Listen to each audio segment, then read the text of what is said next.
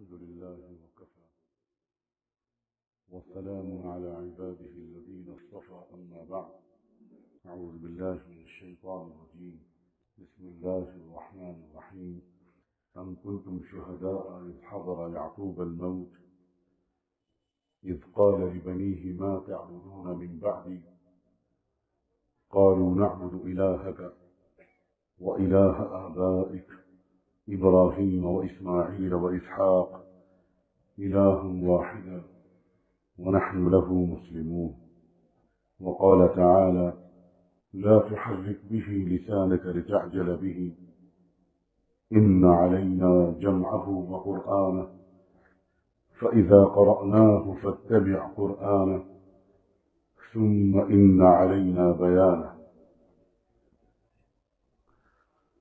سبحان ربك رب العزة عما يصفون وسلام على المرسلين والحمد لله رب العالمين.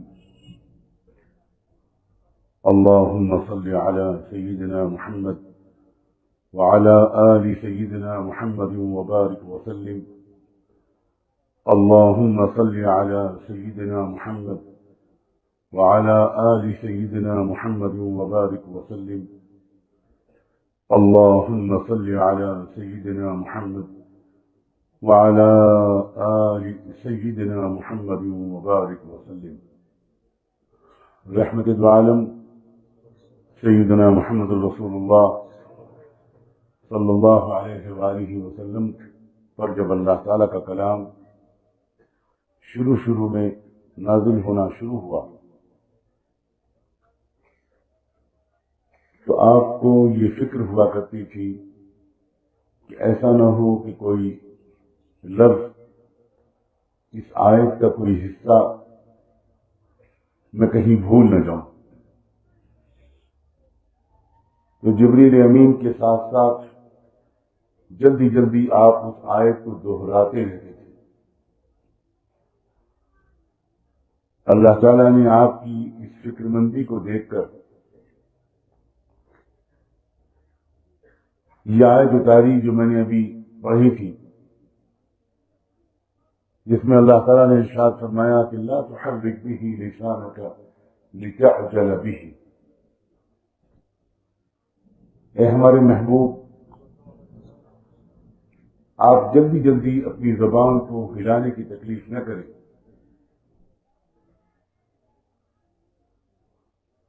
اس قرآن کے ایک ایک حرف کا، اس پوری قرآن کا محفوظ رکھنا یہ ہمارے ذمہ ہے، یہ ذمہ داری ہماری ہے. ان علینا جمعہ، پوری دنیا میں یہ قرآن محفوظ رہے گا، قیامت تک محفوظ رہے گا. اس کے کوئی حرف میں کمی بیشی نہیں ہو پائے گی، اسے کوئی بدل نہیں پائے گا، اسے کوئی بگاڑ نہیں پائے گا. وقرآنہ، اور دوسری ذمہ داری ہماری یہ بھی ہے کہ یہ ہمارا کلام یہ ٹھیک پڑھا جاتا رہے گا. اس کا پڑھے جانے کا انتظام کرنا، اس کی صحیح قرأت اور تلاوت کا انتظام اور بندوبست کرنا، یہ بھی ہمارے ذمہ ہے. ثم ان فاذا قرأناه فاتبع قرآنہ. تم صرف ایک کام کرو کہ جب ہم اس کو پڑھا کریں تو تم غور سے سننے کے بعد دوبارہ دوہرا لیا کرو. ساتھ جلدی پڑھنے کی ضرورت نہیں، بلکہ فاتبع قرآنہ.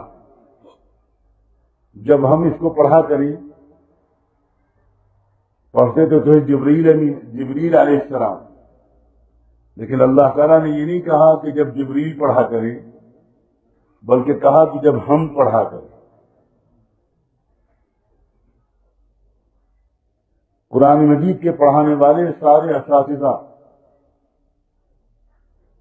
اللہ تعالیٰ کا شکر ادا کریں اور اپنے مقام کو پہچانیں جب وہ بچوں کو قرآن پڑھاتے ہیں تو دراصل وہ نہیں پڑھاتے بلکہ اللہ پڑھاتا ہے، ان کے ساتھ ساتھ اللہ پڑھتا ہے، اللہ موجود ہوتا ہے۔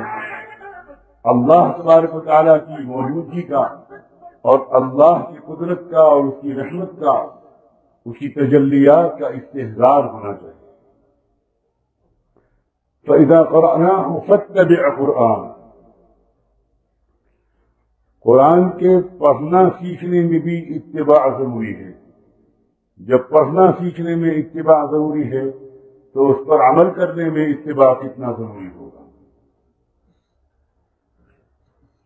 اللہ تعالیٰ نے ارشاد فرمایا ان علینا جمعہ وقرآن، اے ہمارے محبوب صلی اللہ علیہ وآلہ وسلم، اس قرآن کا محفوظ رکھنا یہ ہماری ذمہ داری ہے، ہم اس کا انتظام کریں گے، اور اس کا صحیح پڑھا جانا یہ بھی ہمارے ذمہ ہے، یہ بھی صحیح پڑھا جائے گا، اس کی بھی تم فکر نہ کرو، یہ ہمارے ذمہ ہے۔ تم صرف اتنا کرو کہ ہم جب پڑھا کریں تو تم غور سے سنو اور اس کے بعد اس کو دوہرا لو۔ ثم ان علینا بیان، اور پھر اس کے بعد ایک ہماری ذمہ داری اور ہے، ہم اعلان کرتے ہیں کہ ہمارے ذمے یہ کام بھی رہے گا کہ ہم قیامت تک ہر دور کے مزاج اور الجھنوں کے مطابق، اس کے تقاضوں اور نفسیات کے مطابق اپنی اس کتاب اور اپنے اس کلام کی صحیح تشریح کرنے کا انتظام بھی کرتے رہیں گے۔ قرآن کے سلسلے میں اللہ تعالیٰ کے 3 وعدے یہاں پر بیان ہوئے ہیں۔ ایک یہ کہ یہ محفوظ رہے گا، ایک یہ کہ یہ صحیح پڑھا جائے گا، اور ایک یہ کہ اس قرآن کی صحیح تشریح کرنے والے لوگ یہ پیدا ہوتے رہیں گے، ہم اس کا انتظام کرتے رہیں گے۔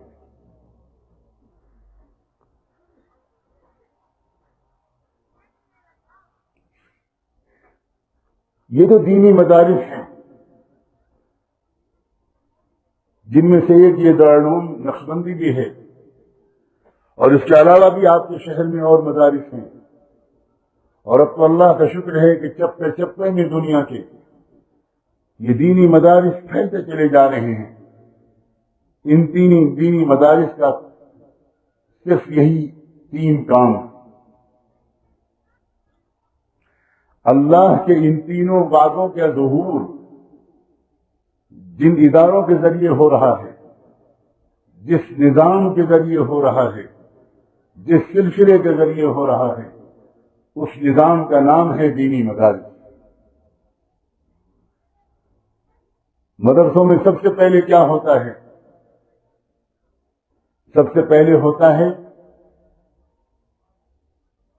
اس قرآن مجید کا یاد کرانا، اس کا حفظ کرانا۔ آپ نے دیکھا کہ ابھی کئی حفاظ کے سر پر دستار فضیلت باندھی گئی، ان کو انعام دیا گیا، قرآن مجید ان کے سینوں میں محفوظ رہا۔ یہ اللہ تعالیٰ کا ایک معجزہ ہے، یہ اللہ کی ایک نشانی اور قرآن مجید کا ایک عجیب و غریب معجزہ ہے۔ دنیا کی کسی کتاب کو مکمل طور پر یاد نہیں کیا جا سکتا، یاد نہیں رکھا جا سکتا۔ آپ اپنے والد ماجد کا آپ کے نام آئے ہوئے ایک صفحے کے خط کو یاد نہیں رکھ سکتے، آپ اخبار کے ایک کالم کو یاد نہیں رکھ سکتے۔ یہ کوئی اللہ تعالیٰ کی معمولی نشانی نہیں ہے۔ دنیا میں لاکھوں کروڑوں بچے اس دور زوال و انحطاط کے باوجود، چاروں طرف پھیلی ہوئی مصیبتوں اور نفرت اور خوف کے ماحول کے باوجود، ہر کچے پکے چھت رکھنے والے مدرسے کے نیچے، پیڑوں کے نیچے بیٹھ کر، جنگلوں اور کھیتوں میں بیٹھ کر، چھپروں اور جھوپڑیوں میں بیٹھ کر کروڑوں بچے، ہزاروں لاکھوں خوش نصیب اور باتوفیق اساتذہ کی محنتوں کے نتیجے میں اللہ کے اس وعدے کا مظہر بن گئے۔ شاہ ولی اللہ رحمۃ اللہ علیہ نے لکھا ہے کہ کوئی آدمی کوئی کام کرتا ہے تو اس کام کے لیے اپنے ہاتھ میں کوئی اوزار ہوتے ہیں. ایک لکڑی کا کام کرنے والا لکڑی کا کام کرتا ہے تو اس کے پاس کچھ اوزار ہوتے ہیں جن سے وہ لکڑی کا کام کرتا ہے. ایک سونے کا کام کرنے والا جب سونے کا کام کرتا ہے تو اس کے پاس کچھ اوزار ہوتے ہیں جن سے وہ یہ کام کرتا ہے. اور وہ کام کرنے والا اپنے اوزاروں کی ہر قیمت پر حفاظت کرتا ہے. وہ سردی گرمی سے، آندھی طوفان سے، چوری ہو جانے سے وہ اپنے اوزاروں کی حفاظت کرتا ہے. وہ اللہ کے بندے جن کو اللہ تعالیٰ نے اپنے وعدوں کی تکمیل کا اوزار بنایا ہے، جن کو اللہ تعالیٰ نے اپنے وعدوں کی تکمیل کا ذریعہ بنایا ہے اور ان کو چنا ہے اس کام کے لیے کہ میرے بندو، میں نے وعدہ کر رکھا تھا اپنے محبوب محمد رسول اللہ سے کہ میں اس قرآن کو کبھی بھی بدلنے نہیں دوں گا، بگڑنے نہیں دوں گا. تو آؤ میں تم کو چنتا ہوں، میں تم کو چنتا ہوں، تم قرآن حفظ کراؤ گے اور میں اے بچوں تم کو چنتا ہوں، اے جوانوں تم کو چنتا ہوں، اے مردوں اے عورتوں تم کو چنتا ہوں. تم قرآن مجید کو حفظ کرو گے تو یہ حفظ کرنے والے بچے اور یہ حفظ کرانے والے اساتذہ، اللہ ان کو اس پر شکر کی توفیق دے کہ یہ اللہ کے چنے ہوئے اپنے کام کے اوزار ہیں. اور جس طرح ایک کام کرنے والا اپنے اوزاروں کی حفاظت کر کے دکھاتا ہے، اسی طرح اللہ تمام گرجتی چمکتی بجلیوں اور آندھیوں کے درمیان ان اساتذہ اور طلبہ کی اور ان مدرسوں اور مکتبوں کی حفاظت کر کے دکھا رہا ہے اور کر کے دکھائے گا. یہ اللہ کا نظام ہے. یہ کسی انسان کا، کسی مفکر کا، کسی ماہر تعلیم کا، کسی حکومت کا، کسی ریاست کا، کسی وزیر تعلیم کا، کسی پارلیمنٹ اور اسمبلی کا منتخب کیا ہوا نظام نہیں ہے. یہ مالک الملک کا، رب العالمین کا، احکم الحاکمین کا، ارحم الراحمین کا اپنا چنا ہوا نظام ہے. اور اللہ تو ان مدرسوں کا بھی محتاج نہیں ہے. اللہ کبھی کبھی دکھانا چاہتا ہے کہ میں نے جس چیز کا سبب بنا رکھا ہے، میں ان اسباب کا بھی محتاج نہیں. میں اگر کوئی بات طے کر لوں تو میرے پاس اس اپنی وعدے کو پورا کرنے اور اپنی اس منشا کو دنیا میں نافذ کرنے کے ہزاروں طریقے ہیں. میں کسی ایک طریقے کا محتاج اور پابند نہیں ہوں. چنانچہ جب روس میں کمیونسٹ انقلاب آیا اور پورے روس کے تمام مدرسے بند کر دیے گئے، اور جب میں روس مراد لیتا ہوں، سوویت یونین مراد لیتا ہوں، تو جانتے ہیں وہ کون سے ممالک تھے، وہ کون سے علاقے تھے؟ سمرقند و تاشقند و بخارا، جہاں کے امام بخاری، جہاں کے امام مسلم، جہاں کے امام نسائی، جہاں کے امام ترمذی، بڑے بڑے محدثین، بڑے بڑے فقہا، بڑے بڑے اولیاء اللہ، جہاں کے حضرت خواجہ بہاؤالدین نقشبند، اللہ ان کے درجے بلند فرمائے اور ہمیں ان کی روحانیت سے فیضیاب فرمائے، بڑے بڑے اولیاء اللہ. لیکن اللہ تبارک و تعالیٰ بڑا بے نیاز ہے. جب وہاں کے نوجوانوں نے اس تہذیب کو قبول کیا، جب وہاں کے یونیورسٹی اور کالجوں کے پڑھنے والے لوگوں نے اور جدیدیت سے معروف لوگوں نے وہ سمجھے کہ یہ ہماری غریبی کا علاج ہے اور اب مزدور اور فیکٹری کا مالک سب برابر ہو جائے گا، اور جب وہ دین سے دور ہوئے، جب انہوں نے شراب پینی شروع کی، جب انہوں نے سنیما گھر جانا شروع کیا، جب انہوں نے کلب جانا شروع کیا، جب وہ بگڑے، علماء ان کو سمجھاتے رہے. میری ملاقات ہوئی ہے امام شاملی رحمۃ اللہ علیہ کے صاحبزادے تھے، وہ امام احمد شاملی جنہوں نے دراصل سب سے بڑا وہاں پر جہاد کیا تھا، ایک زبردست مقابلہ کیا تھا، آخری دم تک علماء کو لے کر کوشش کی تھی. ان کے صاحبزادے تھے. اس عاجز و گنہگار کو خانہ کعبہ کے سامنے ملنے کا شرف حاصل ہوا. انہوں نے اس پوری جدوجہد کی داستان سنائی. جب وہ ساری کوششیں ناکام ہو گئیں اور مسجدوں میں تالے پڑ گئے، مدرسوں میں تالے پڑ گئے، اور صرف تالے نہیں پڑے بلکہ اللہ نقل کفر نباشت، مسجدوں میں شراب خانے کھول دیے گئے، مسجدوں میں جوئے کے اڈے کھول دیے گئے، اور حکومت روس نے، اس کمیونسٹ حکومت نے یہ اعلان کیا کہ پورے ملک میں کوئی بھی اگر قرآن مجید کا پڑھتا ہوا پایا جائے گا اس کو سزا ملے گی، وہ جیل میں بند کر دیا جائے گا. قرآن کا ایک برق جس کے گھر میں پکڑ لیا گیا اس کو 10 سال کی سزا ہوگی. جو قرآن پڑھاتا ہوا اور مدرسہ چلاتا ہوا پکڑا گیا اس کو سزائے عمر قید ہوگی یا سزائے موت ہوگی. ہزاروں علماء جیل کے اندر ٹھونس دیے گئے. نوجوان بچوں کو مدرسوں سے نکال کر اور ان کو جیلوں میں ڈال دیا گیا. ظلم و ستم کی انتہا نہیں رہ گئی. اور اس کسب پرسی کے عالم میں تقریباً 70-80 سال اس ملک کے ایمان والوں پر گزرے. 3 نسلیں آئیں, 2 نسلیں چلی گئی, تیسری نسل باقی تھی.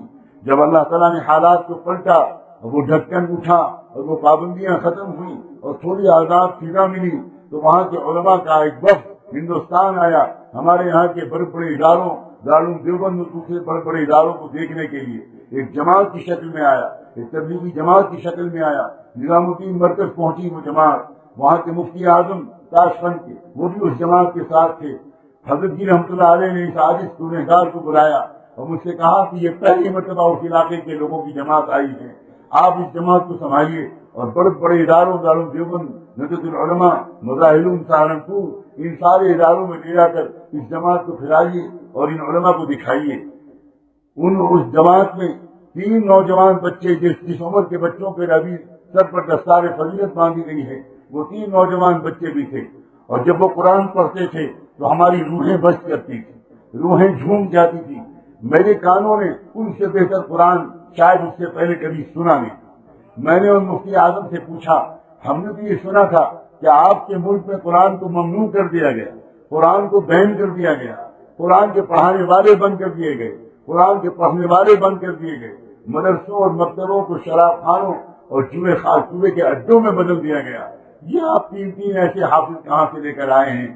تو مفتی اعظم نے جواب دیا, آپ ان 3 کو دیکھ رہے ہیں, اس اللہ کی تعریف ہے جس کی قدرت کی بدولت ہمارے ہر گاؤں میں 300 حافظ موجود.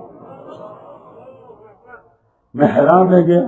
مدرسے بند, مکتب بند, حفاظ بند, قراء بند, قرآن کا پڑھنا ممنوع.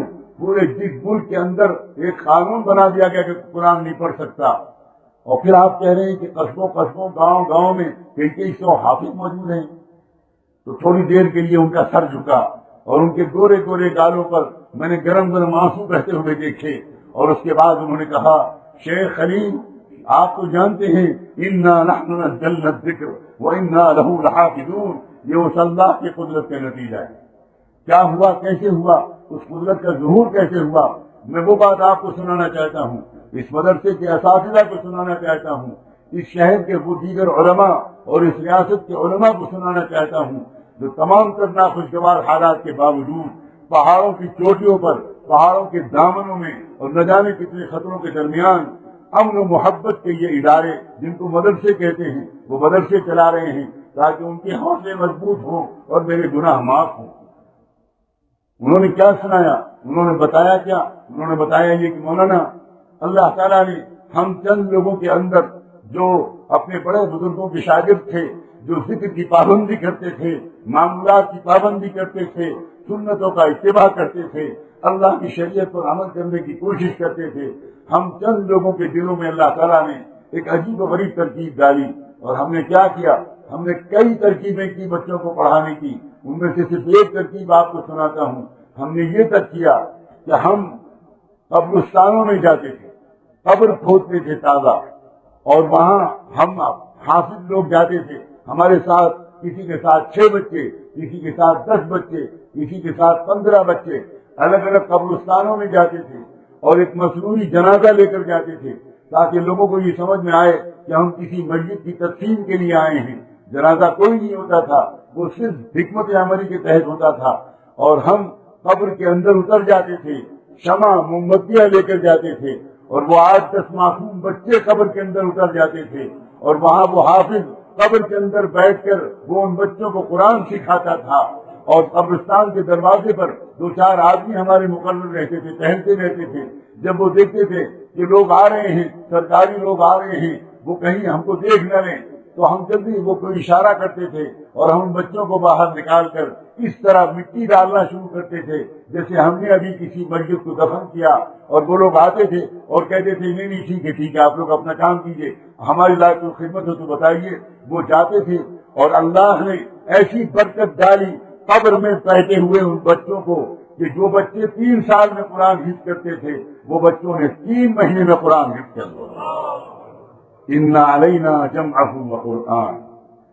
اللہ کا وعدہ ہے کہ یہ قرآن محفوظ ہو کر رہے گا. خوش نصیب ہیں وہ والدین جو اپنے بچوں کو اللہ کے وعدے کی تکمیل کے لیے پیش کرتے ہیں. خوش نصیب ہیں وہ والدین جو سرپرست جو اپنے بچوں کو ڈاکٹر اور انجینئر بنانے کے سے پہلے وہ حافظ قرآن بنانے کا فیصلہ کرتے ہیں.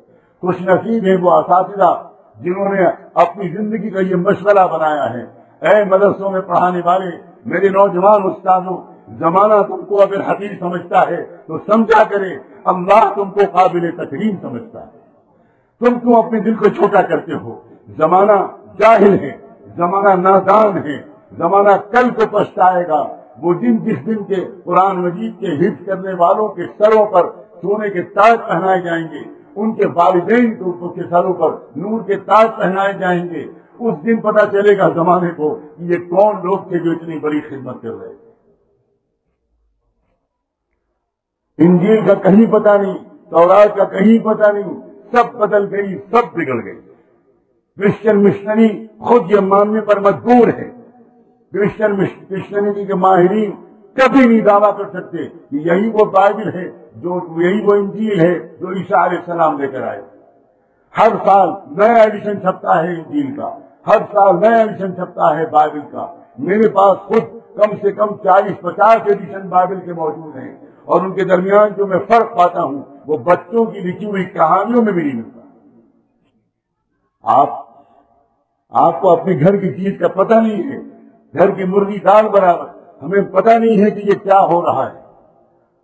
سینوں میں قرآن مجید محفوظ ہو جائے گا. لبنان اور بیروت کا وہ پریس جو یہودیت اور عیسائیت کے اشارے پر قرآن کو بگاڑ کر چھاپ رہا ہے، وہ کروڑوں نسخے قرآن کی چھاپ لے. کیا ان بچوں کے سینے میں قرآن کو بدل سکتے ہیں؟ ہمارے یہاں لکھنؤ میں کچھ مدت پہلے اور پوری دنیا کی کرسچن مشنری کی ایک کانفرنس ہوئی، کیتھولک چرچ کی کانفرنس ہوئی. پوری دنیا سے فادرز اور بشپس آئے، 60-65 لوگ تھے. ان میں وہ لوگ ندوۃ العلماء ہمارا ادارہ جس میں اس وقت خدمت کرتا تھا وہ اس کو دیکھنے کے لیے بھی آئے. ایک فادر ولیم دلی میں کیتھولک انسٹیٹیوٹ کے چیئرمین تھے جنہوں نے اردو سے جرمنی زبان میں کئی کتابوں کا ترجمہ کیا تھا، اور علماء حیران ہو گئے یہ سن کر کہ اس عیسائی پادری نے بلکہ چرچ کے ہندوستان کے سب سے بڑے ذمہ دار نے حضرت مولانا الیاس رحمۃ اللہ علیہ کے ملفوظات کا ترجمہ کیا. اور کیا مقصد تھا ان ترجموں کا وہ ایک الگ بات ہے. وہ کیا اس کے ذہن میں منصوبہ تھا. وہ آیا اور اس نے آ کر مجھ سے آ کر کہا، میں ندوے کی لائبریری میں بیٹھا تھا اور چونکہ میں تھوڑی انگریزی بول سکتا ہوں تو اس نے مجھ سے آ کر کہا کہ مولانا ہم یہاں پر پوری دنیا سے کرسچن بشپس اینڈ فادرز جمع ہوئے ہیں، ہم اس ادارے کو دیکھنا چاہتے ہیں.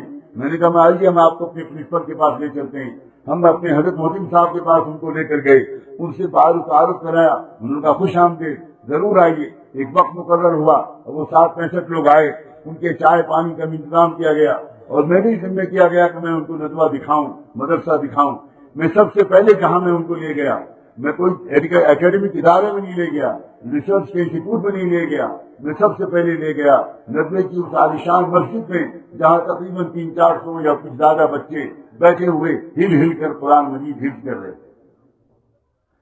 اب جو ان عیسائی پادریوں نے اس قرآن مجید کے حفظ کرنے کے منظر کو دیکھا تو وہ حیران میرے جی کیا ہو رہا ہے. تو میں نے ان کو سمجھایا لوگ یہ بچے کیا کر رہے ہیں. تو میں نے ان سے کہا کہ اب میمورائزنگ دا قرآن، دا ہولی قرآن، وہ قرآن یاد کر رہے ہیں. تو وہ بولے تو ہولی قرآن، دا ہول قرآن. میں نے کہا ہاں پورا قرآن. اب وہ 10 دفعہ مجھ سے پوچھ رہے ہیں کہ پورا قرآن یاد کر رہے ہیں. یہ پورا ان کی سمجھ میں ہی نہیں آ رہا تھا کہ دنیا میں کوئی انسان قرآن کو یاد بھی کر سکتا ہے.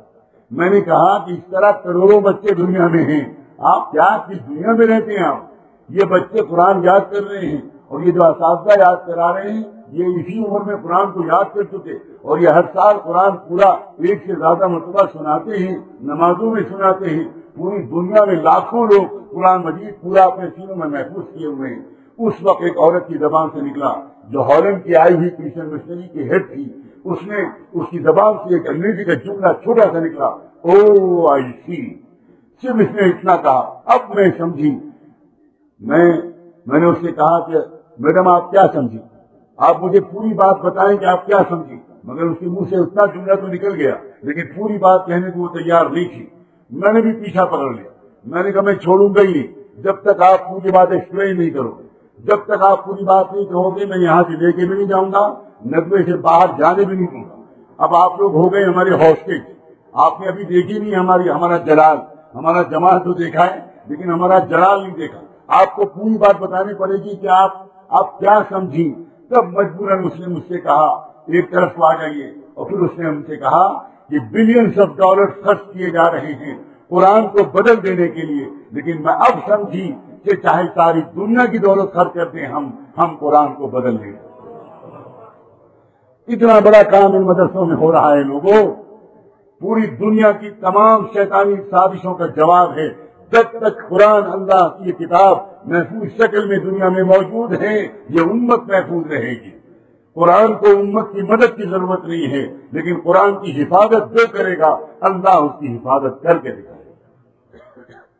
اِنَّا عَلَيْنَا جَمْعَهُ, قرآن مجید کا صحیح محفوظ رکھنا, قرآن کا صحیح یاد کرنا ایک خداوندی اسکیم کا حصہ, ایک خداوندی پلان کا حصہ. اور وہ جو لوگ جو قرآن پڑھتے ہیں, جو قرآن یاد کرتے ہیں, جو قرآن کو تجویز سے پڑھتے اور پڑھاتے ہیں, اِنَّا عَلَيْنَا جَمْعَهُ وَقُرْآنَهُ, یہ اللہ کا وعدہ ہے کہ یہ کتاب صحیح پڑھی جائے گی اور پوری محفوظ رہے گی. خوش نصیب ہیں وہ لوگ. میں پھر دوہراتا ہوں لوگوں, آپ پچھتانا مت. آپ فیصلہ کریں آج کے دن. انشاءاللہ اگر ہم حافظ نہیں ہو سکے تو اپنے کم سے کم ایک بچے کو حافظ قرآن ضرور بنائیں. آج مانگیے اللہ تعالیٰ سے کہ اللہ ہم کو اس سعادت سے محروم مت کیجیے گا. حافظ جانتے ہو کیا ہوگا حافظ کا مقام؟ قرآن مجید کے حافظ کو قیامت کے دن اللہ تعالیٰ بلائے گا اور کہے گا کہ میرے بندے میرا کلام تیرے سینے میں ہے, میں تیرا حساب نہیں لوں گا, بلکہ تو بتا اور تو مجھ سے کیا چاہتا ہے.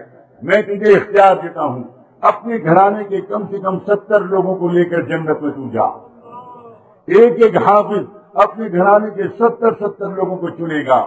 اللہ میاں میرے چچا کو بھی بھیج دیجیے, میرے خالو کو بھی بھیج دیجیے, میرے ماموں کو بھی بھیج دیجیے, اور یہ میرا کزن میرا بچپن کا دوست تھا یہ جہنم میں جائے گا, میں جنت میں میرا دل نہیں لگے گا, اس کو بھی بھیج دیجیے. میری بہن کو بھی بھیج دیجیے, میری آنٹی کو بھی بھیج دیجیے, میرے بھانجوں اور بھانجوں کو بھی بھیج دیجیے. سلام ہو اس حفظ قرآن کرنے والے خوش نصیب بندے پر جس کی سفارش پر اس کے خاندان کے 70 وہ لوگ جن کے بارے میں جہنم کا فیصلہ ہو چکا تھا. یہ سنن بن ماجہ کی روایت ہے.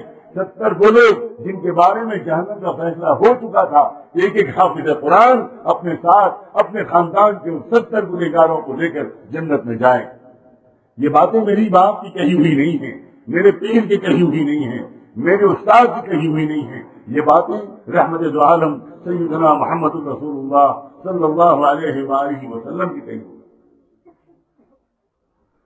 پھر تیسرا کام ثم ان علینا بیان, قرآن کا محفوظ رکھنا, قرآن کا ٹھیک پڑھا جانا. اور ایک اور ضرورت ہے قرآن کی. قرآن مجید تو اللہ کا یہ خطوط ہیں بندوں کے نام, اللہ کا پیغام ہے ہمارے اور آپ کے نام.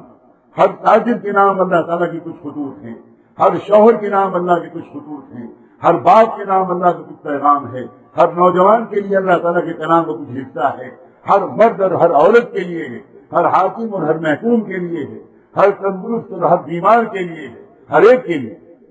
اب آخر اس کو اگر نہیں معلوم ہوگا کہ میرے لیے قرآن میں کیا, اے نوجوانوں کبھی آؤ علماء کے پاس, کبھی آؤ فقیروں کے پاس, کبھی آؤ مدرسے چلانے والے ذمہ داروں کے پاس اور ان سے کہو میں نوجوان ہوں, میری 20 سال کی عمر ہے, میرے لیے اس کتاب میں کیا ہے مجھے بتا دیں.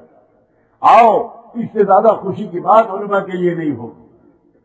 قرآن مجید میں ہر ایک کا تذکرہ ہے, کون سا وہ انسان ہے, کون سا وہ طبقہ ہے, کس مشغولیت میں لگا ہوا وہ کون سا فرد ہے, وہ کون سی بیٹی اور وہ کون سی بہو ہے جو قرآن میں اپنا تذکرہ تلاش نہیں کر سکتی. اللہ کا ایک بندہ تھا, وہ تلاوت کرتے کرتے اس آیت تک پہنچا, لقد انزلنا علیکم کتابا فیہ ذکرکم افلا تعقلون, ہم نے تمہاری طرف ایک ایسی کتاب اتاری ہے جس میں تمہارا تذکرہ. تم آخر غور نہیں کرتے؟ وہ تلاوت کرتے کرتے وہ اللہ کا بندہ وہیں پر ٹھہر گیا. کیا ہمارا تذکرہ ہے کتاب؟ اللہ تعالیٰ تو ہر ایک سے کہہ رہا ہے تمہارا تذکرہ ہے. اب اس نے پلٹنا شروع کیا قرآن کے اوراق کو، پورا قرآن پڑھنے لگا اور اپنا تذکرہ ڈھونڈنے لگا. کہاں ہے میرا تذکرہ؟ تو کہیں اس کو تذکرہ ملتا تھا انبیاء علیہ السلام کا، اولیاء اللہ کا، صدیقین کا، شہداء اور صالحین کا، نیک لوگوں کا. تو وہ قرآن کو اس نے آرام سے اوپر رکھا عزت سے، اور سجدے میں گر کر کہا کہ اللہ میں خطا کار و گنہگار، ان آیتوں میں تو اپنا تذکرہ نہیں ڈھونڈ پا رہا.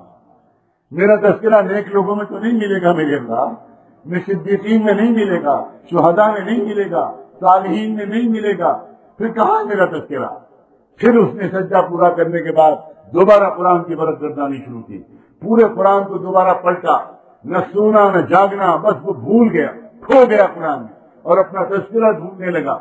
اب تو جب وہ آیتیں پلٹی تو اس میں کفار کا تذکرہ، اللہ کے دشمنوں کا تذکرہ، جھٹلانے والوں کا تذکرہ، نافرمانوں اور باغیوں کا تذکرہ، نبیوں کو ستانے والوں کا تذکرہ. پھر اس نے قرآن کو چوم کر الماری میں اوپر رکھا اور پھر سجدے میں گر گیا اور کہا کہ اللہ خطا کار اور گنہگار تو بہت ہوں، مگر آپ کا اور آپ کے نبی کا دشمن تو نہیں، باغی تو نہیں ہو میرے اللہ. میں نے کبھی دین کی مخالفت تو نہیں کی، میں نے کبھی آپ کو جھٹلایا تو نہیں، میں نے کبھی آپ کے سوا کسی بت اور دیوتا کے سامنے سجدہ تو نہیں کیا، میں نے کسی سورج چاند کی پوجا تو نہیں کی. میرا تذکرہ ان آیتوں میں بھی نہیں ہے. پھر میرا تذکرہ کہاں ہے میرے اللہ؟ پھر میرا تذکرہ کہاں؟ پھر اس نے دوبارہ سجدے سے سر اٹھایا اور پھر قرآن مجید کو پلٹنا شروع کیا اور پھر پڑھتے پڑھتے پڑھتے پڑھتے سورہ توبہ کی ایک آیت تک پہنچا. اور وہ آیت کیا تھی؟ وآخرون خلقوا عملا صالحا وآخرون اعترفوا بذنبهم خلقوا عملا صالحا وآخر سیئا عسى الله ان يتوب عليهم. اس نے اس آیت کو پڑھا کہ میرے کچھ بندے، اللہ تعالیٰ فرماتے ہیں ایسے ہیں، کچھ میرے بندے ایسے ہیں کہ جو اپنی گنہگاری کا اعتراف کرتے ہیں، کچھ نیکیاں بھی لائے ہیں لیکن گناہ بھی کچھ کیے ہیں انہوں نے. اللہ امید دلاتا ہے کہ میں اپنے شرمندہ گنہگار بندوں کو معاف کر دوں. بس اس نے پھر اس کتاب کو الماری پر رکھا اور پھر سجدے میں گرا اور کہا کہ اللہ میں نے اپنا تذکرہ پا لیا، میں نے پا لیا اپنا تذکرہ میرے اللہ. میں گناہوں کا بوجھ لے کر آیا ہوں اور کچھ نیکیاں آپ نے ضرور توفیق دی ہے. میں نے کلمہ بھی پڑھا ہے، میں نے سبحان ربی العظیم بھی کہا ہے، میں نے سبحان ربی الاعلیٰ بھی کہا ہے، اور میں نے غریب کی خدمت بھی کی تھی، ایک بوڑھے کو سڑک بھی پار کرائی تھی، ایک اندھے کو گھر کا سودا بھی لا کر دے دیا تھا. میرے اللہ ٹوٹی کچھ نیکیاں بھی ہیں مگر گناہ بہت ہیں. سر کے بالوں سے لے کر پیروں کے ناخنوں تک گناہوں میں ڈوبا ہوا ہوں. میں نے اپنا تذکرہ پا لیا. اللہ اپنا وعدہ پورا کر دینا. آپ نے تو کہا تھا کہ میں ایسے بندوں کو معاف کر دوں گا، میں تو ہوں ایسا بندہ. لوگوں کبھی ہم نے قرآن میں اپنا تذکرہ تلاش کیا؟ اخباروں میں اپنا تذکرہ بہت تلاش کیا، اخباروں میں اپنا فوٹو بہت تلاش کیا، اخباروں میں اپنے نام کا اشتہار بہت تلاش کیا، اخباروں میں کھلاڑیوں نے اپنے فوٹو بہت تلاش کیے، مگر کہاں ہے وہ لوگ جنہوں نے قرآن میں اپنا تذکرہ تلاش کیا؟ اے اللہ آج کی شام کو توبہ کی شام بنا دے، آج کی شام کو توبہ کی شام بنا دے. یہ نوجوان جن کے سروں پر آج یہ دستار باندھی گئی ہے، یہ نوجوان جنہوں نے قرآن مجید کو یاد کیا ہے، میں ان نوجوانوں سے محبت کے ساتھ کہتا ہوں، اے نوجوانوں خیال رکھنا اب تمہارے سینے میں اللہ کا کلام ہے، اس سینے میں گناہوں کا دھبا نہ لگنے پائے، اس دل پر گناہ کا دھبا نہ لگنے پائے. خیال رکھنا لوگوں. ایک انگوٹھی کو بہت مخملی کیس میں رکھا جاتا ہے اور اس کیس کو ایک باکس میں رکھا جاتا ہے اور باکس کو ایک سیف میں رکھا جاتا ہے، تالوں میں رکھا جاتا ہے. اس کلام اللہ کو اپنے سینے کے اندر اس طرح محفوظ کرنا کہ تمہاری آنکھیں گندا نہ دیکھ پائیں. اب تم عام نوجوانوں کی طرح نہیں ہو، اب تمہارے سینے میں اللہ کا کلام ہے. جب سڑک پر نکلنا تو لڑکیوں اور نامحرموں کو مت دیکھنا. جب شیطان تمہارے دل میں خیال ڈالے ادھر دیکھنے کا، تم یاد کرنا میرے سینے میں تو قرآن کی آیت فٹ ہے، قل للمؤمنین یغضوا من ابصارہم ویحفظوا فروجہم. کہہ دو ایمان والوں سے کہ اپنی آنکھوں کو نیچے رکھیں اور اپنے دامن کو گندگی سے بچائیں.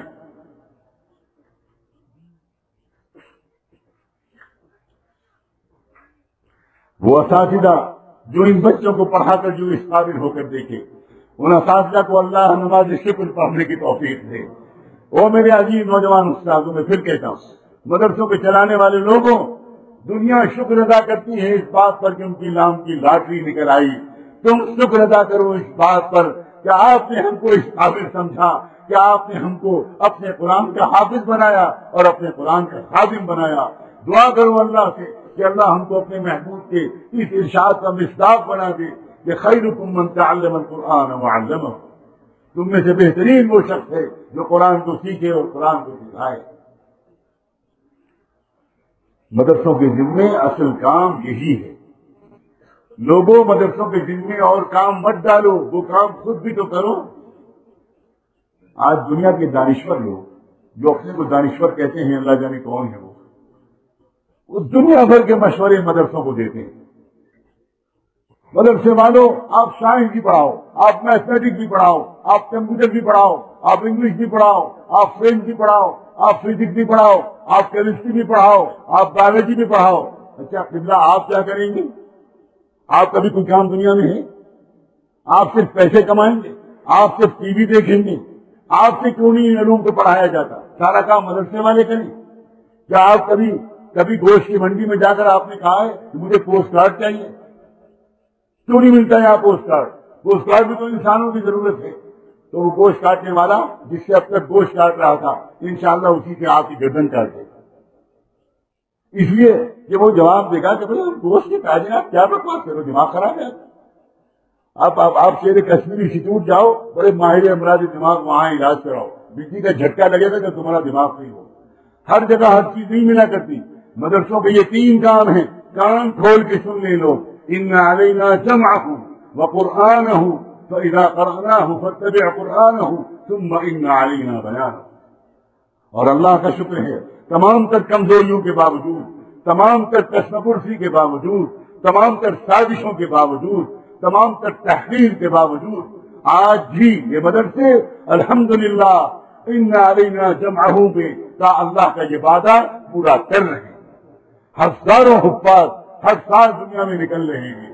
قرآن مجید کو صحیح طور پر پڑھا جا رہا ہے تو مدرسوں کے دم سے، مدرسوں کی وجہ سے قرآن صحیح پڑھا جا رہا ہے، اور مدرسوں کی وجہ سے قرآن کی صحیح تشریح کرنے والے علماء، ایسے علماء ربانیین جن پر شاعر اسلام عاشق رسول علامہ اقبال کا یہ شعر صادق آتا ہے کہ تیرے ضمیر پر جب تک نہ ہو نزول کتاب، تیرے ضمیر پر جب تک نہ ہو نزول کتاب، گرہ کشا ہے نہ راضی نہ صاحب کشاف۔ ایسے علماء جو تازہ ترین حالات کی روشنی میں قرآن مجید کی تشریح کر رہے ہیں، ایسے علماء بھی ان مدرسوں سے تیار ہو رہے ہیں۔ اگر مدرسے یہ 3 کام کر رہے ہیں اور قرآن محفوظ رکھنے میں کامیاب ہیں، اور قرآن کے صحیح پڑھنے والے بچے تیار کرنے میں کامیاب ہیں، اور قرآن کی تشریح کرنے والے علماء نکال رہے ہیں، اگر یہ 3 کام جو مدرسے کر رہے ہیں تو مدرسوں کا اپنا کام پورا ہو۔ بے شک یقیناً ضرورت ہے، علماء کی بھی ضرورت ہے، عام لوگوں کی بھی ضرورت ہے کہ ہم اپنے پیغام کو، اللہ کے پیغام کو لوگوں تک پہنچانے کے لیے ہم انٹرنیشنل لینگویجز پڑھیں، دنیا کے حالات پر ہماری نظر ہو۔ یقیناً اس بات کی ضرورت ہے کہ ہم دنیا کو سمجھ رہے ہوں، معاشرے اور سماج کو سمجھ رہے ہوں، یقیناً ضرورت ہے، بالکل ضرورت ہے۔ لیکن یہ بات کہ انجینئر بھی مدرسے ہی تیار کریں، ڈاکٹر بھی مدرسے ہی تیار کریں، لائرس بھی مدرسے ہی تیار کریں، ججز بھی مدرسے ہی تیار کریں، یہ ناسمجھی کی بات، یہ کام چوری کی بات، یہ کاہلی اور سستی کی بات۔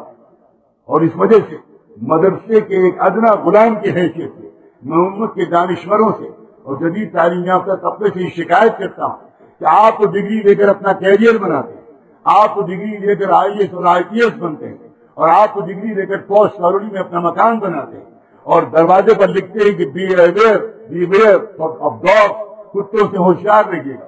آپ کتے پالتے ہیں، آپ عام غریبوں سے رشتہ توڑ دیتے ہیں، بالکل، اور آپ اب مدرسے والوں کو سارے مشورے دے کر فارغ ہو جاتے ہیں۔ اس طرح کام نہیں چلے گا۔ امت کے ہر فرد کو اپنی ذمہ داری ادا کرنی پڑے گی، امت کے ہر فرد کو ذمہ داری ادا کرنی پڑے گی۔ ابھی 2-3 دن پہلے اسی سری نگر میں چلنے والے النور ماڈل اسکول میں مجھے شرکت کا موقع ملا. میں نے وہاں بھی اپنے دل کا یہ درد پیش کیا تھا کہ انگلش میڈیم اسکول اسلامی ماحول میں وہ بھی ایک مولوی ہی قائم کر رہا ہے. کیوں نہیں یونیورسٹی کے فارغین وہ اپنے کیریئر کو قربان کر کے امت کی خدمت کے میدان میں اترتے؟ بات یہ ہے کہ یونیورسٹی اور کالجوں میں جو لوگ پڑھتے ہیں برا نہ ماننا، میں آپ کی محبت کے درد میں آ کر یہ باتیں کہہ رہا ہوں. آپ قربانی کو سوچ بھی نہیں. آپ اپنا کیریئر محفوظ رکھتے ہوئے اور مشورے دے کر دین کی خدمت کرنا چاہتے ہیں. دین کی خدمت اس طرح نہیں ہوا کرتی. دین کی خدمت تو اپنی تمناؤں کو دفن کر کے ہوتی ہے. دین کی خدمت تو اپنی خواہشات کو قربان کر کے ہوتی ہے. دین کی خدمت تو جوانی کی بہترین راتوں میں مصلے پر پڑھ کر اللہ کے سامنے اس امت کے لیے حفاظت کی دعا کر کے ہوتی ہے. کھیل سمجھا ہے لوگوں نے. ایسے زبردست حالات میں اللہ تعالیٰ اداروں کو چلوا رہا ہے. اللہ تیرا شکر ہے میرے اللہ. ایمان تازہ ہوتا ہے واقعی. اور یہ خالی یہی نہیں، دنیا کے چپے چپے میں آپ جائیے، آپ حیران ہو جائیں. امریکہ میں فلاڈیلفیا میں اتنا بڑا دارالعلوم چل رہا ہے، تقریباً 3,500 طلبہ وہاں پڑھ رہے ہیں. دور حدیث میں اس سال وہاں 350 طلبہ، اور جو بخاری کے 10 پڑھنے والے طلبہ تھے ان میں سے تقریباً 150 وائٹ انگریز مسلم عشق محمد میں ڈوبے ہوئے پڑھ رہے ہیں. ختم بخاری کا جب جلسہ وہاں پر ہوا تو بات کرنے والا، ختم بخاری کرانے والا درس نہیں دے پا رہا تھا، اس لیے کہ طلبہ کی چیخیں نکل رہی تھیں اور انگریز رو رہے تھے. تڑپ رہے تھے وہ لوگ اور تڑپ رہے تھے اور کہہ رہے تھے کسی طرح دعا کر دیجیے ہمارے پورے خاندان کا رشتہ محمد مصطفیٰ سے جڑ جائے. ہرگز مایوسی کی ضرورت نہیں. ان مدرسوں کو محبت سے دیکھو، ان علماء کو محبت سے دیکھو، ان کے لیے دعا کرو. کمیاں کہاں نہیں ہوتی، خامیاں کہاں نہیں ہوتی. ان میں سے کوئی فرشتہ نہیں ہے، ان میں سے کوئی معصوم نہیں ہے، لیکن بحیثیت مجموعی میں قسم کھا کے کہہ سکتا ہوں انہی کی بدولت دنیا میں دین زندہ ہے. انہی کی بدولت دنیا میں وہ تمام طاقتیں جو پتہ نہیں کیا کیا سوچ رہی ہیں وہ بالکل بے بس ہوئی جا رہی ہیں. آج ہمارے لوگ وہ ان مدرسوں کی قدر نہیں جانتے، اور اگر ان کی مدرسوں کی اہمیت کوئی سمجھتا ہے تو وہ لوگ سمجھتے ہیں جو بالکل سچائی کے دشمن. اس لیے ایک بات تو آج یہ طے کی کہ اب تک اگر ہم لوگوں نے مدرسوں کی قدر نہ کی تو ہم اپنے اس گناہ سے اللہ کی آج معافی ضرور مانگیں، آج ضرور مانگیں گے. دوسرے آج یہ ارادہ کیا، آج کر ڈالیے یہ ارادہ کہ ہم اپنے ایک بچے کو کم سے کم حافظ قرآن اور عالم قرآن ضرور بنائیں. آپ کے گھروں میں جب حفاظ ہوں گے، آپ کے گھروں میں جب علماء ہوں گے، آپ کے گھروں میں جب تہجد میں چسکیوں کی آوازیں آئیں گی تو پھر دیکھیے کہ گھر میں خاندان میں کیسا خیر پھیلے گا، پھر کیا رونق اور کیا برکت آئے گی، کیا ہوگا. اس بات کا پکا ارادہ.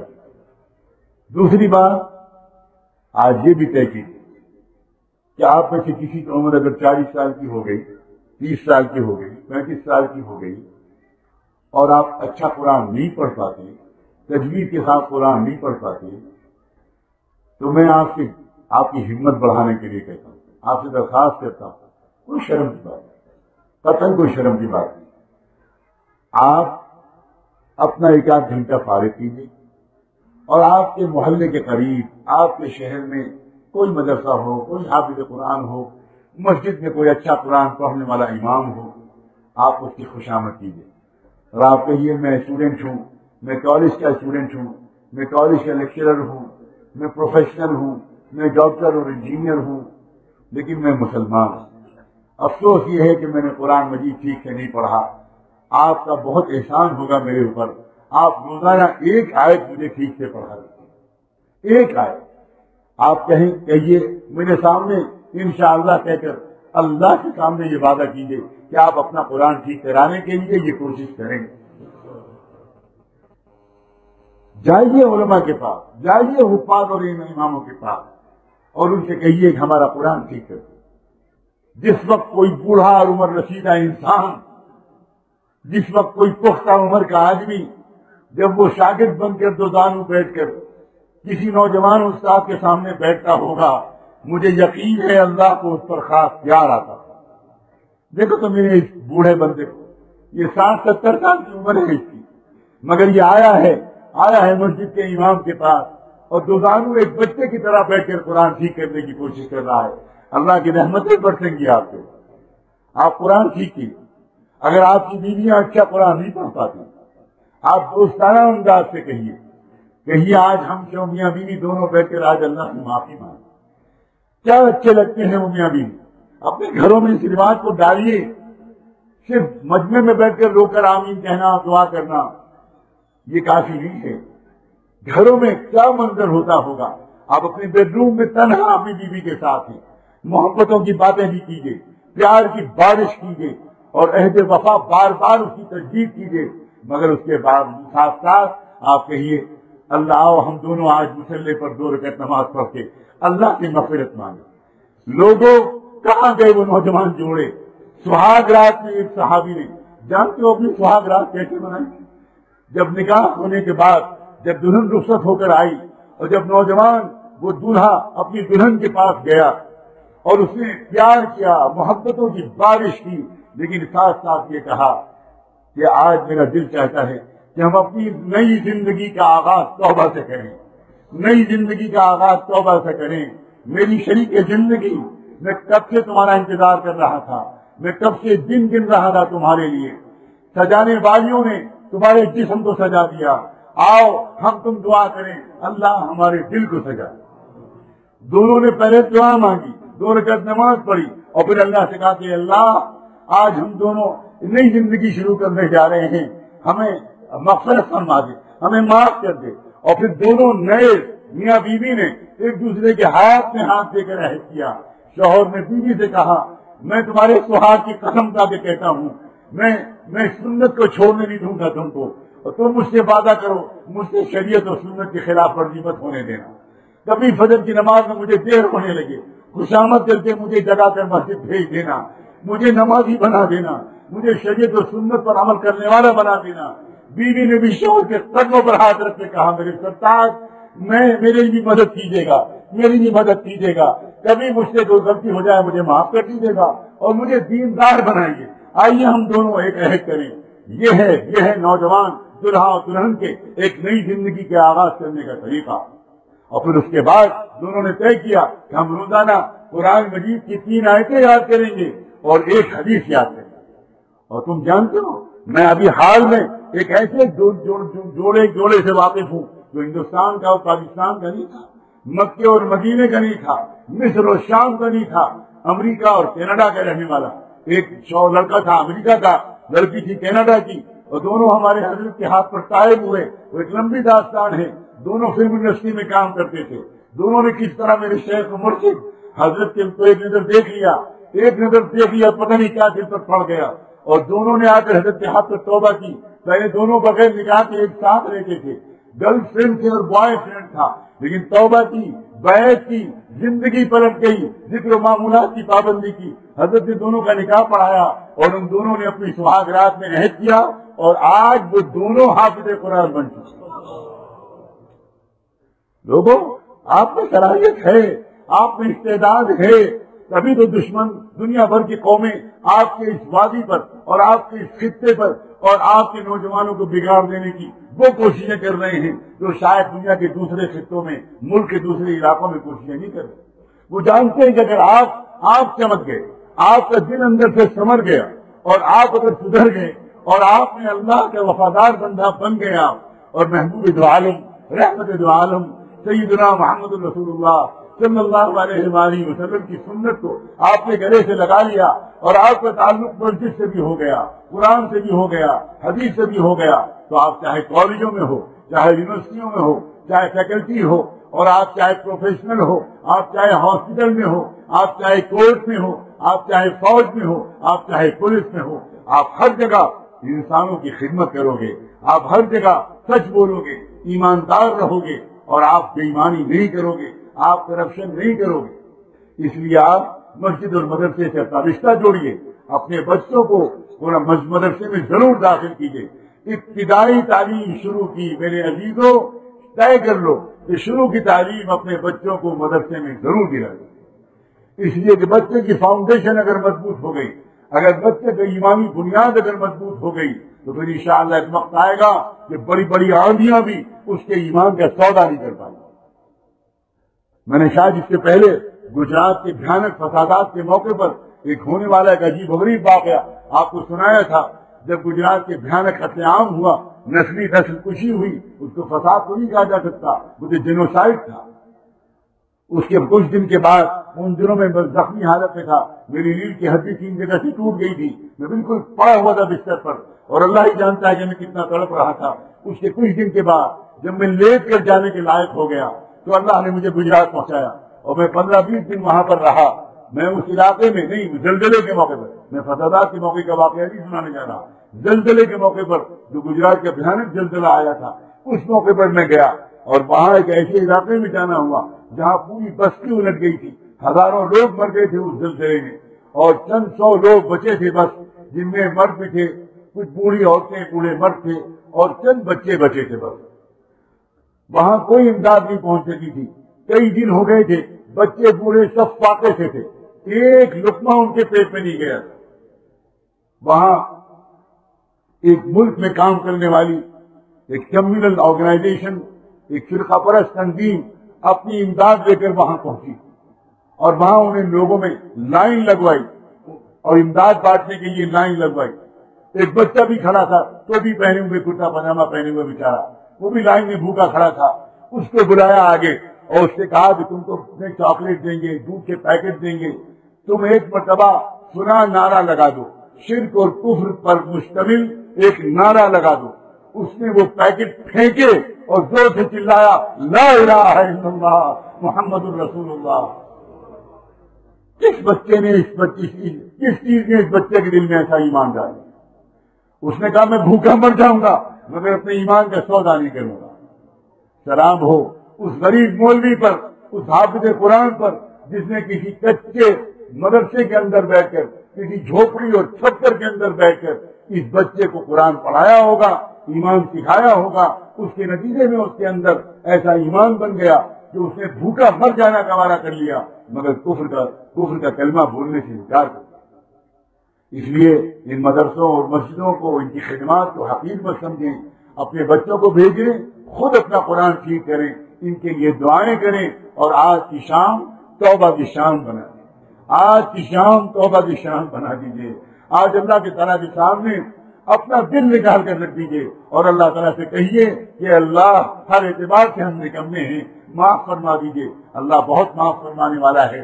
بندہ سچے دل سے جب اپنے گناہوں سے توبہ کرتا ہے تو سچی بات یہ ہے کہ توبہ کے کلمات اس کی زبان سے بعد میں نکلتے ہیں، مغفرت کا فیصلہ اللہ کے قلم سے پہلے لکھوایا گیا۔ اللہ تعالیٰ بہت مہربان ہے، اس لیے ایسے کریم رب سے اپنا رشتہ نئے سرے سے جوڑیے، ایمان کی محنت میں لگیے، اللہ والوں کے پاس آئیے اور اپنے بچوں کو قرآن کا، حدیث کا علم سکھائیے۔ اللہ تبارک و تعالیٰ آپ سب کو اور ہم سب کو اپنی ذمہ داریوں کا احساس عطا فرمائے۔ وآخر دعوانا ان الحمد للہ رب العالمین۔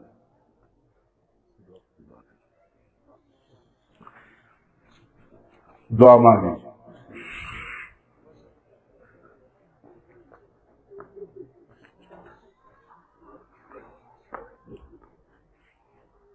اللهم صل على سيدنا محمد وعلى آل سيدنا محمد وبارك وسلم۔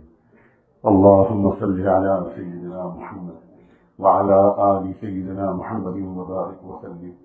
اللهم صل على سيدنا محمد وعلى آل سيدنا محمد وبارك وسلم۔ ربنا ظلمنا أنفسنا وإن لم تغفر لنا وترحمنا لنكونن من الخاسرين، فلا تجعلنا من الخاسرين، فلا تجعلنا من الخاسرين، فلا تجعلنا من الخاسرين۔ اللهم اغفر للمسلمين والمسلمات والمؤمنين والمؤمنات الأحياء منهم والأموات۔ اے اللہ، ہم آپ کے بندے آپ کے حضور میں حاضر ہیں، ظاہر میں تو ہم آپ کے بندے ہیں، حقیقت میں ہم بہت گندے ہیں، معاف فرما دیجیے میرے اللہ، معاف فرما دیجیے، معاف فرما دیجیے۔ اے اللہ، ہم تو اس لائق بھی نہ تھے کہ ہم دینی محفل میں شریک ہوتے. اے اللہ صالحین کے پاس بیٹھنے کے لائق ہم نہیں ہیں. اے اللہ اگر آپ نے یہاں کہیں راستے میں فرشتے مقرر کر دیے ہوتے اور وہ ہمیں دیکھ کے بھگا دیتے, تم کہاں جا رہے ہو؟ وہاں عباس کی محفل ہے, وہاں علماء کی محفل ہے, تمہارا کام دیکھیے ہے وہاں. اے اللہ تو ہرگز بھیجا نہ ہوتا, مگر آپ کا کرم ہے کہ آپ نے آنے دیا, اتنی دیر بیٹھنے دیا. اب ایک کرم اور کر دیجیے مولا, معاف فرما دیجیے, معاف فرما دیجیے, معاف فرما دیجیے. اے اللہ معاف فرما دیجیے. آج سن لیجیے میرے اللہ, اللہ سن لیجیے میرے اللہ, سن لیجیے, سن لیجیے, سن لیجیے, سن لیجیے میرے اللہ. ہمارا دنیا میں آپ کے سوا کوئی نہیں ہے. اے اللہ کوئی نہیں ہے ہمارا آپ کے سوا. اے اللہ بندے ہمارے سوا آپ کے بہت تھے اور بہت ہیں اور بہت ہوں گے, مگر رب ہمارا آپ کے سوا نہ کوئی تھا, نہ کوئی ہے اور نہ کوئی ہوگا. آج معاف فرما دیجیے, آج معاف فرما دیجیے, آج معاف فرما دیجیے. اے اللہ نے نیک بنا دیجیے, تقوی والا بنا دیجیے. اے اللہ تقوی والا بنا دیجیے. اتباع سنت ہمارے لیے آسان فرما. اے اللہ تھک گئے ہیں ہم, اے اللہ نفس و شیطان سے لڑتے لڑتے تھک گئے. اے اللہ ہم نہیں جیت پا رہے میرے اللہ, اور آج ہم اقرار کرتے ہیں کہ آپ کی مدد کے بغیر نہیں جیت پائیں گے. اے اللہ ہمیں ہلاک کر دیا نفس و شیطان نے, اے اللہ برباد کر دیا, برباد کر دیا. سر کے بالوں سے لے کر پیروں کے ناخنوں تک گناہوں میں لت پت ہے میرے اللہ. دیکھ لیجیے ہماری طرف میرے اللہ, دیکھ لیجیے ہماری طرف میرے اللہ, میرے اللہ دیکھ لیجیے. اے اللہ لوگ تو رخ پھیر ہی رہے ہیں, کیا آپ بھی رخ پھیر رہے ہیں؟ اے اللہ کیا آپ بھی رخ پھیر لیں گے؟ اے اللہ کیا آپ بھی رخ پھیر لیں گے؟ پھر کیا ہوگا ہمارا میرے اللہ؟ اے اللہ ایسا مت کیجیے, اے اللہ مت کیجیے ایسا, مت ناراض ہوئیے, اے اللہ مت ناراض ہوئیے, اے اللہ مت ناراض ہوئیے, اے اللہ مت ناراض ہوئیے, اے اللہ مت ناراض ہوئیے. ایک مرتبہ محبت کی نگاہ سے دیکھ لیجیے, ایک مرتبہ محبت کی نگاہ سے دیکھ لیجیے, ایک مرتبہ محبت کی نگاہ سے دیکھ لیجیے. اے اللہ تیری ایک نگاہ کی بات ہے, میری زندگی کا سوال ہے, میری ایک نگاہ کی بات ہے, میری زندگی کا سوال ہے. اے اللہ معاف فرما دیجیے, اے اللہ معاف فرما دیجیے, اے اللہ معاف فرما دیجیے. اے اللہ اپنا کرم شامل حال فرما. اے اللہ راضی ہو جائیے, اے اللہ راضی ہو جائیے, اے اللہ راضی ہو جائیے, اے اللہ راضی ہو جائیے. اے اللہ دلوں پر اطمینان عطا فرما, طمانینت عطا فرما, دل جمعی نصیب فرما, سکون نصیب فرما, سکون نصیب فرما, سکون نصیب فرما, سکون نصیب فرما. اے اللہ جن بچوں نے قرآن مجید یاد کیا ہے, ہر شر سے ان کو محفوظ فرما, ہر فتنے سے ان کو محفوظ فرما. اے اللہ ہر گناہ سے ان کو بچا. جن اساتذہ نے ان پر محنت کی ہے ان کی محنتوں کو قبول فرما, ان کو اپنی ولایت کا نور عطا فرما, ان کو اپنی ولایت کا نور عطا فرما. اے اللہ بابرکت روزی نصیب فرما, اے اللہ بابرکت روزی نصیب فرما, اے اللہ بابرکت زندگی نصیب فرما, اے اللہ وقت مقرر پر بابرکت موت نصیب فرما.